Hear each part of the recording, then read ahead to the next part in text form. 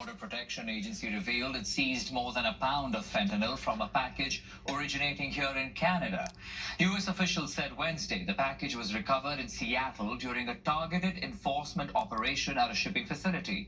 Canada appointed a fentanyl czar this week in response to Donald Trump's concerns around opioid smuggling. Now, with Canada's border under increasing scrutiny, Ottawa has been under pressure to show its efforts to beef up security.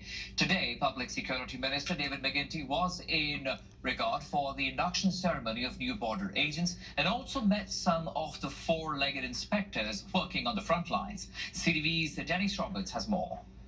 When it comes to sniffing out drugs and guns, 6-year-old Deuce is a real ace, according to his handler, Adrian Lafreniere. Deuce is definitely the best dog that I have worked with. Normally, he works at the Emerson border crossing in Manitoba, but today he's showing off his skills at the Canine Training Facility for Public Safety Minister David McGuinty. Everything in this warehouse is designed to simulate real life, from vehicles to the luggage carousel at an airport.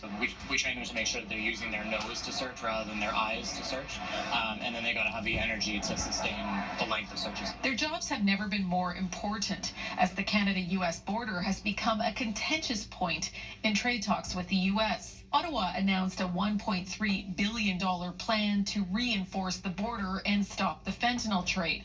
Part of that is hiring more personnel, including the four-legged kind. We're looking now at obtaining a number of dogs who are trained specially for the fentanyl crisis. Those dogs will likely be forthcoming from the United States, because that is the jurisdiction in the world today that is best placed to train these dogs. It's a very dangerous situation for dogs and for humans to handle the drug.